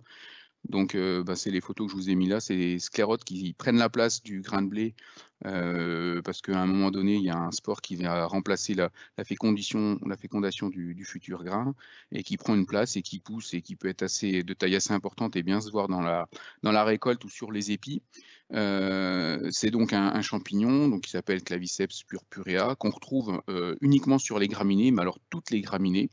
Donc en particulier les adventices, donc les vulpins, les bromes, les raies gras. Sur ces 3-là, j'en ai déjà vu. Sur les graminées fourragères qu'on peut avoir également dans la rotation. Et puis surtout, en ce qui nous concerne pour la valorisation des céréales, sur toutes les céréales à paille. Donc je vous ai remis le petit tableau à droite là, qui classe quand même les différentes espèces de céréales à paille.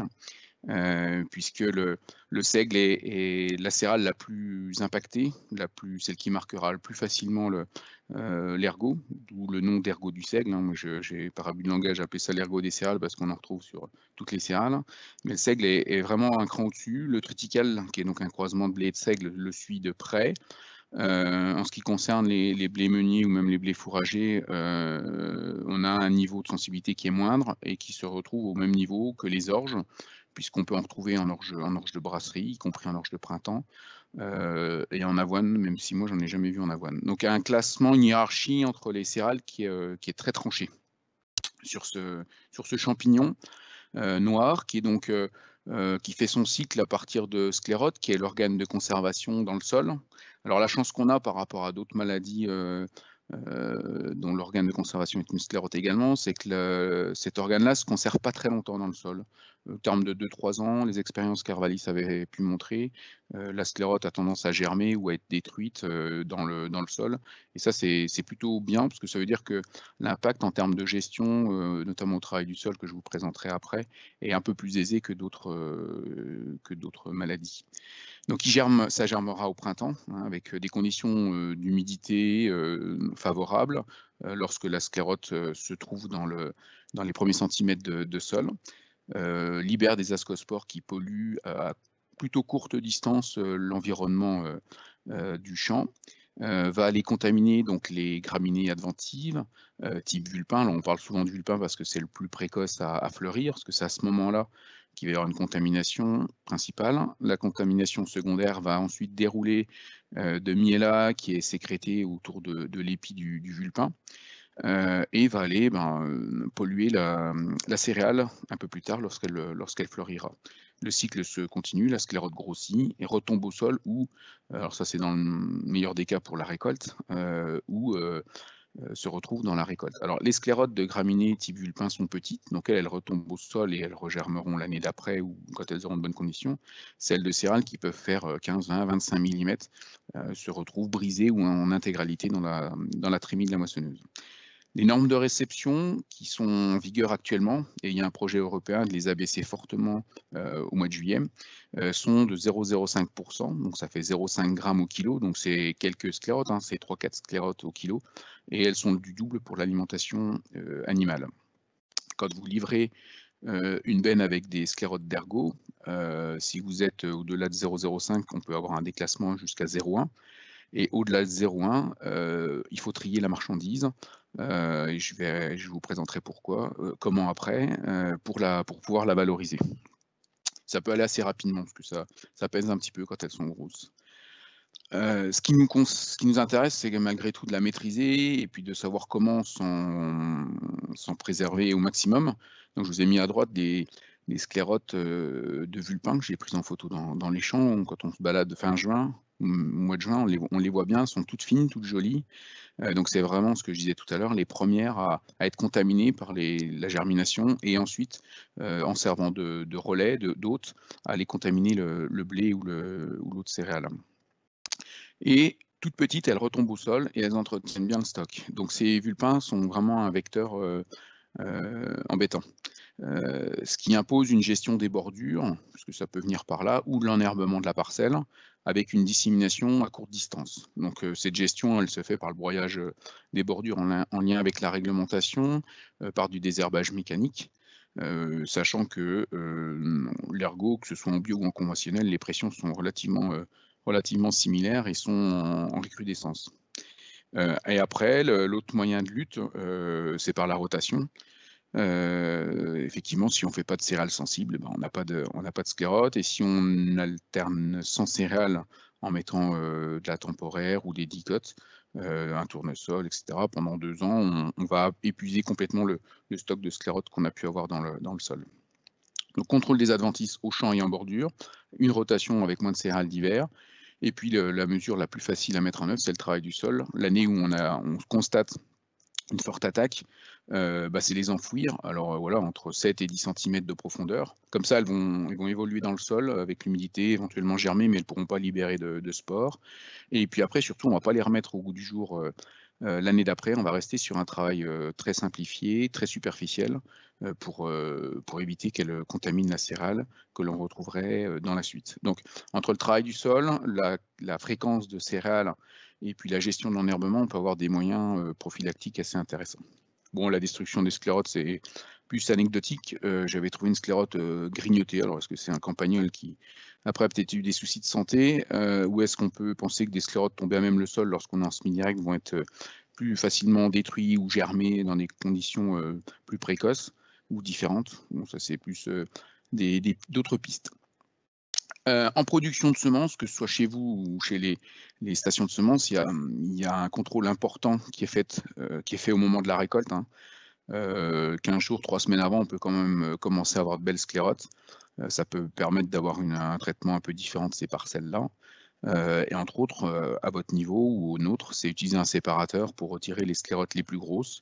Donc ça, voilà, si elles n'ont pas été brisées, quand elles font 15-20 mm, ça se retire assez facilement en nettoyant le grain. Ça peut permettre de retomber à des seuils qui permettent une commercialisation en fonction du débouché facilement.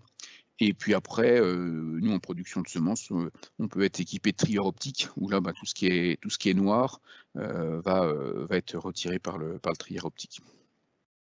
Donc voilà, au niveau de la gestion de l'ergot, qui, à la lumière du datura expliqué par Diane tout à l'heure, sécrète des alcaloïdes puissants et qui peuvent être très dommageables pour les animaux comme les humains, et d'où ces seuils qui vont être abaissés incessamment sous peu. L'autre champignon que l'on retrouve, que les anciens connaissent souvent un peu mieux, ou que les gens qui travaillent dans les silos ont bien en mémoire, c'est la carie du blé. Alors la photo que je vous ai mis là, c'était un échantillon qui sentait plutôt pas trop mauvais, celui-ci. Il sentait un peu le saumon fumé parce qu'il n'était pas aussi infesté que ce qu'on peut rencontrer parfois. Parce que la caractéristique de la carie du blé, et ce qui rend l'eau impropre à la consommation, c'est que ça a une odeur de poisson pourri violente, que la benne, que la machine, que l'échantillon sont tellement mauvais que c'est complètement impropre à la consommation et que la collecte de ce genre de choses est impossible. Donc ça, j'y reviendrai après. Au niveau du champignon, hein, Tilietta caries fétida, donc fétida, vous voyez ce que ça veut dire, a un peu le même style de cycle, hein, avec des spores qui sont présents dans le sol ou sur le grain, avec une contamination du grain à des stades très jeunes, donc c'est dès l'automne, avant le stade de feuille, que le blé pourrait être contaminé par la carie, et avec malheureusement des symptômes qui vont être visibles au moment de la récolte, à complète maturité. Donc on va voir des épis ébouriffés, un peu courts, un peu compactoïdes, tout bizarre. Les grains à l'ongle, ils ont tendance à éclater. Et puis cette odeur nauséabonde que je vous ai décrite tout à l'heure. Donc quand on met la moissonneuse dans un champ comme ça fait beaucoup de poussière, ça sent très mauvais, et on a des grains qui sont un peu obsolètes. Donc la contamination, alors elle se fait nécessairement au battage par la moissonneuse. Donc là, on met des spores partout dans la parcelle.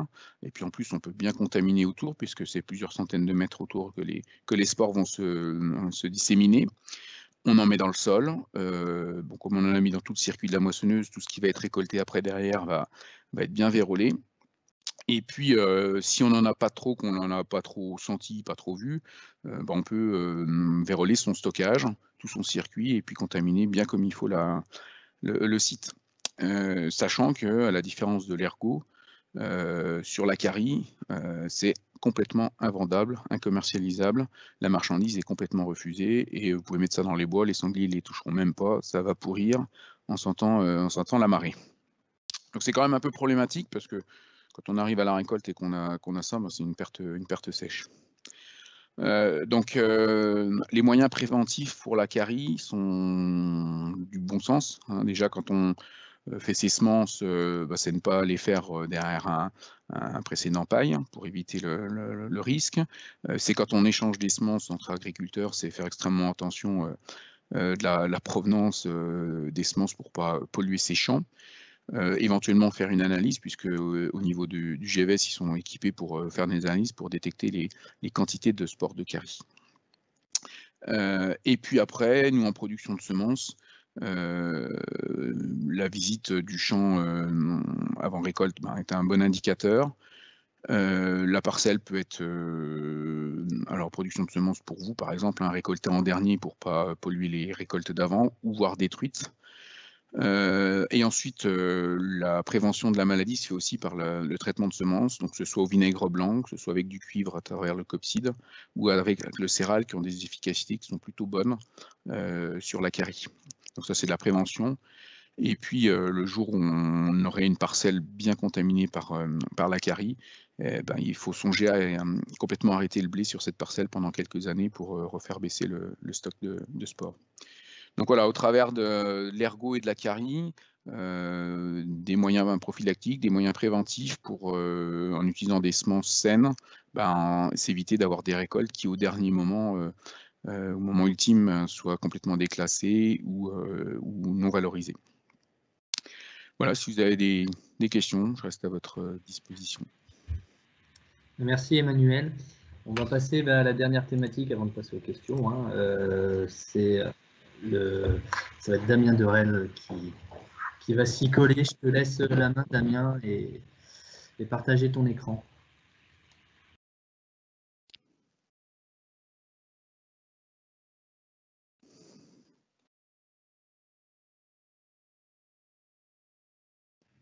On n'a encore rien qui apparaît, hein, Damien. Bonjour. Oui, là c'est bon? Oui, c'est bon. Donc bonjour à tous. Alors moi pour ma part, je voulais évoquer avec vous les perspectives à venir dans les 4-5 ans à venir pour le biocontrôle des maladies fongiques sur céréales. Donc c'est un sujet qui va avoir des nouveautés à venir prochainement, parce que l'idée actuelle, c'est de proposer de plus en plus de solutions de biocontrôle en grande culture, qui jusque-là c'était un secteur qui était moins pourvu en solutions que d'autres secteurs, comme par exemple la vigne. Mais c'est amené à changer, et on en parle aujourd'hui aussi sur le bio, parce qu'on peut très bien avoir une logique de transposition des solutions qui seront développées pour des systèmes par exemple conventionnels, mais qui seront transposables dans le cadre du bio tout à fait, parce qu'il y a pas mal de solutions de biocontrôle qui sont utilisables en agriculture biologique. Le diaporama n'avance pas. Voilà. Alors, le biocontrôle en agriculture, ce qu'il faut se dire, c'est que la France, quand même, ça affiche comme étant pionnière dans ce domaine-là de manière générale, qu'il faut profiter de cet élan de la stratégie nationale du biocontrôle qui a été présentée par le ministère. Mais actuellement, en grande culture, on a quand même très peu de solutions disponibles sur le marché, mais beaucoup de choses sont en développement. Après, il y a des pas de temps qui sont incompressibles parce que c'est de l'expérimentation. Il faut du temps pour passer les solutions au champ, du labo au champ, avec un gros travail de formulation qui nécessite plusieurs saisons, plusieurs campagnes. Et aussi les délais d'homologation pour obtenir les AMM qui restent longs malgré les efforts faits dans le plan national.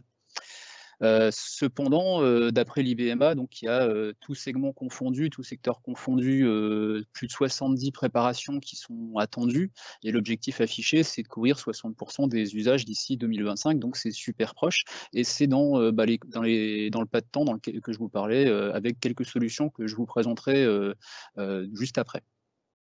Alors, les maladies fongiques sur blé, pourquoi s'y intéresser? Parce qu'en gros, on pourrait se dire en bio, on n'est peut-être pas concerné par des maladies type septoriose, moins. En gros, il va y avoir des facteurs en faveur ou en défaveur du fait de déployer une protection. Ça va dépendre des années, de la variété, et aussi, je pense qu'il faut s'y intéresser parce que justement, des modes d'action plus transverses peuvent être explorés. J'expliquerai par la suite pourquoi je parle de mode d'action transverse en termes d'effet sur les maladies qu'on va cibler. Alors actuellement, comme je le disais juste avant, il y a un manque de solutions efficaces. On s'appuie beaucoup sur le levier variétal, mais on peut d'ores et déjà, dès l'année prochaine, transposer des solutions du conventionnel, d'autres systèmes vers le bio au champ. Donc ce travail, il est possible dès maintenant. Et aussi, c'est souvent des produits qui sont quand même pulvérisables, et les agriculteurs nouvellement convertis qui ont encore leur pulvérisateur seront plus à même de faire ce type de... c'est un problème récurrent, le fait de ne pas avoir de pulvérisateur à disposition, parce que beaucoup de produits biostimulants ou biocontrôle sont en pulvérisation, et on va être confronté à ce problème si on veut faire des applications. Donc, comme je le disais, le but de s'intéresser à cette protection, à ces nouveaux modes d'action, ça vient du fait que ça peut être transposable et transverse. C'est transverse parce qu'en gros, dans les modes d'action que j'évoquerai tout à l'heure, on ne cible pas spécialement la septo ou la rouille ou quoi que ce soit. Ce sont des modes d'action avec des inhibiteurs, des antigerminatifs de spores principalement, ou des barrières physiques qui vont grosso modo ne pas cibler spécifiquement quelque chose. C'est un mode d'action qui peut avoir, par exemple, certains modes d'action peuvent aussi avoir non seulement des activités antifongiques, mais aussi un rôle de régulation insecticide. Le champ du possible est large. Les solutions actuelles sur céréales, je pense que vous les connaissez, mais on peut les rebrosser rapidement. Principalement, ça va être des solutions, par exemple, à base de laminarine, à base de soufre. On a entendu parler aussi de tout ce qui est PNPP. Il y a toute une pléthore de micro-organismes auxiliaires qui peuvent avoir des effets intéressants. L'entièreté de ces produits-là peuvent marcher dans un certain contexte, évidemment, mais il y a un effet année, un effet, ça marche mieux si on est sur une faible pression que sur une forte pression. Du coup, ça ne justifie pas toujours l'emploi de cette protection. En termes de limites, comme je disais, donc, il y a cet aspect difficulté à reproduire son efficacité. Si on est sous pression forte, ça ne marchera pas très bien. Ça peut s'expliquer non seulement par le type de sol, l'effet variétal, mais aussi peut-être aussi des conditions de stockage pour certains produits, notamment tout ce qui est à base de micro-organismes qui sont contraignants. Si on ne respecte pas bien les règles de stockage, on risque d'avoir une efficacité au champ qui est amoindrie. Et puis, il y a aussi des impasses techniques. Par exemple, sur rouille jaune, à l'heure actuelle, les solutions de biocontrôle, j'en connais pas. Et ensuite, dans la construction de ces protections de ce type-là, on a aussi un problème de rentabilité parce qu'on est souvent amené à avoir un coût d'inoculum ou un coût de produit qui est important et à devoir augmenter le nombre de passages. Donc, plus on augmente le nombre de passages, plus on diminue la rentabilité de la solution. Alors, c'est pourquoi on peut s'intéresser à d'autres modes d'action qui nous sont proposés à l'heure actuelle. Donc, il y a des nouvelles matières actives avec des nouveaux modes d'action. Alors, c'est vraiment dans l'idée de regarder le champ des possibles. Hein. Le but, c'est des choses qu'on va tester dans les années à venir chez Senion, mais le but, c'est d'explorer le potentiel. Hein. Je précise bien que là, c'est de l'exploratoire. On veut vérifier l'intérêt de modes d'action plus transverses, comme je vous ai expliqué. Donc, les barrières physiques, par exemple, ça peut être une première option à explorer. Ça a à la fois un intérêt antifongique, on le teste aussi en insecticide. Donc là, par exemple, ça peut être de la chabazite. Donc le principe de la chabazite, c'est qu'il y a une couche protectrice foliaire, un renforcement des paracellulaires, voire une stimulation type SDP.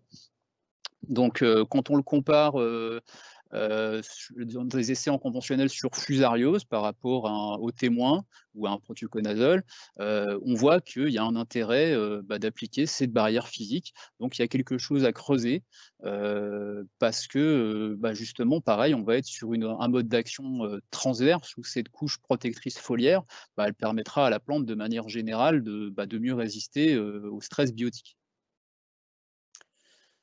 Une deuxième perspective, un deuxième mode d'action qui est prometteur et qu'on a envie d'explorer, c'est un produit à base d'amibes inactives. C'est une poudre de cellules. Alors pareil, c'est un procédé transverse qui est très prometteur, qui a déjà commencé à être testé sur mildiou de la vigne, mais aussi sur rouille. Sur céréales. Donc, quand je parle de procédé transposable, par exemple, ça c'est un procédé de traitement de l'eau initialement qui est transposé actuellement en agriculture. Alors, ce potentiel est à confirmer, parce que 2 années d'expérimentation au champ, c'est intéressant, mais il y a un gros travail de formulation, d'adjuvantation à faire. Mais ça repose sur un procédé, un mode d'action d'inhibition de la germination des spores. Donc, de manière générale, ce ne sera pas spécifique à la rouille. Ça va être capable d'orienter le système, la population de pathogènes dans la direction qu'on le souhaite. Donc, pareil, c'est à explorer. Alors, l'approbation de la substance, elle est proche, hein, c'est dès la fin 2022, début 2023, et c'est des produits potentiellement sur le marché pour 2024-2025. L'autre produit avec les barrières physiques dont je vous parlais avant, c'est déjà sur le marché et c'est déjà testable. Donc voilà. Et un troisième produit d'intérêt, alors c'est plus large, c'est les micropeptides. Alors les micropeptides, vous en avez peut-être déjà entendu parler, c'est quelque chose qui est vraiment regardé de près. Alors les micropeptides, qu'est-ce que c'est?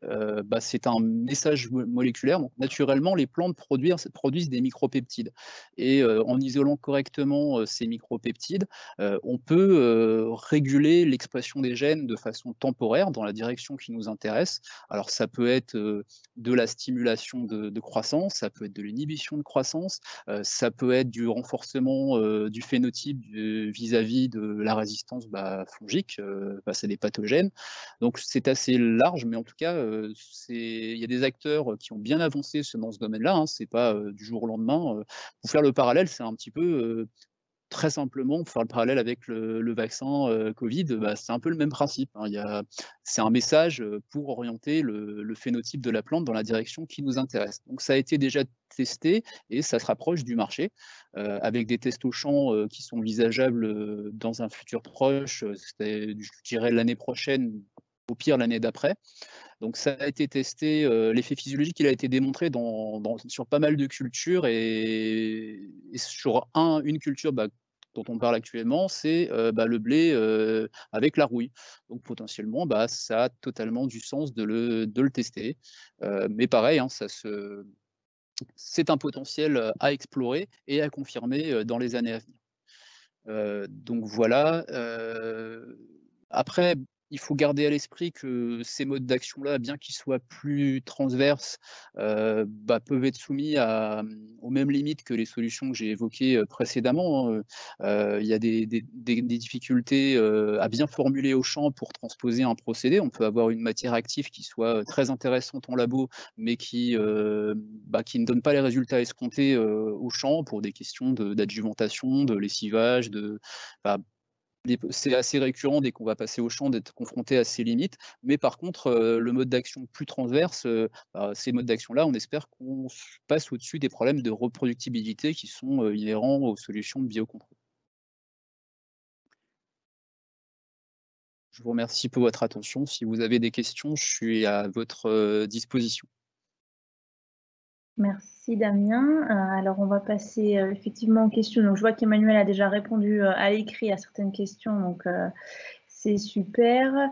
Il y avait juste une question par rapport au traitement de semences. Quelqu'un qui demande si la bouillie bordelaise pourrait être efficace sur les semences.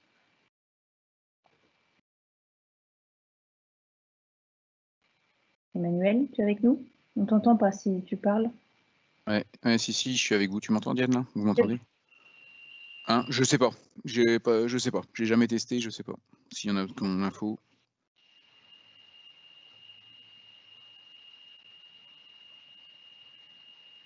Ok. Et après, une question plus pour Damien. Quelqu'un qui demande si des informations disponibles sur l'effet variétal par rapport aux solutions de biocontrôle, comme quoi elles ne marchent pas forcément sur toutes les variétés. Alors, je pense que le problème est pris à l'envers, mais je te laisse répondre, Damien. Alors, c'est un gros travail à faire, hein, justement, cet effet variétal. Enfin, il existe, c'est certain, hein, cet effet variétal pour expliquer l'efficacité des solutions de biocontrôle. Si on est, par exemple, sur une adéquation qui repose sur l'efficacité repose sur l'activité d'un micro-organisme et de son association avec la variété considérée, c'est évident qu'il y a un effet variétal fort. Après, sur d'autres modes d'action, justement, c'est pour ça que je m'intéressais aux modes d'action plus transverses, on espère être moins reposé sur cet effet variétal et parce que c'est quand même un énorme travail, hein, de travailler sur ce levier variétal multiplié par le biocontrôle. C'est un travail colossal pour arriver à avoir quelque chose de prédictif. Ok, mais du coup, est-ce que la question n'est pas justement de d'abord choisir une variété quand on peut, qui est plutôt tolérante aux maladies, et ensuite de traiter ce qui peut rester avec le biocontrôle en combinant en fait les leviers qu'on a à notre dispo, quoi. Oui, tout à fait. De toute façon, le biocontrôle, ça a quand même des grandes chances de marcher en le combinant déjà avec d'autres leviers, mais sur des faibles pressions. Après, justement, les modes d'action dont j'ai parlé, à explorer, sont sur des niveaux d'efficacité plus importants que les solutions actuelles. Là, on peut tabler sur au-dessus de 70% d'efficacité sur ces modes d'action. Donc on peut espérer qu'on n'ait pas spécialement à travailler ce levier-là en priorité, l'effet variétal combiné au mode d'action. Justement, l'idée, c'est d'avoir des modes d'action qui soient qu'on ait moins besoin de combiner dans un premier temps avec d'autres leviers. Ok.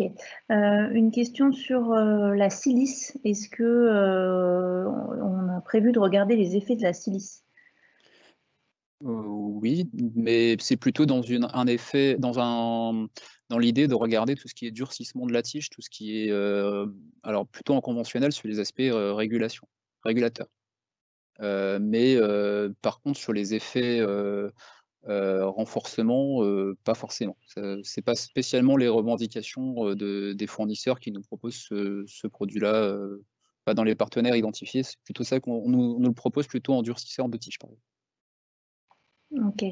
Une question aussi sur, tu en as un petit peu parlé, sur les avancées sur l'enrobage des semences avec du biocontrôle. Y a-t-il des avancées? C'était plutôt Emmanuel qui en avait parlé, mais après, sur les micro-organismes, le traitement de semences pour associer des micro-organismes auxiliaires au blé ou même une autre culture, c'est quand même à l'heure actuelle la méthode la plus efficace. Donc il y a des avancées là-dessus, en fait. Oui, c'est travaillé. Ouais. Alors, une question intéressante de quelqu'un qui demande si l'utilisation des produits de biocontrôle ne va pas conduire aux mêmes effets qu'en conventionnel, c'est-à-dire aux résistances, avec la chimie, en comparaison, je pense. Alors, ça dépend du mode d'action, parce que là, le but, c'est pas spécifiquement de cibler, par exemple, l'approche micropeptide cible une réponse génétique de la culture et ne cible pas les micro-organismes en eux-mêmes.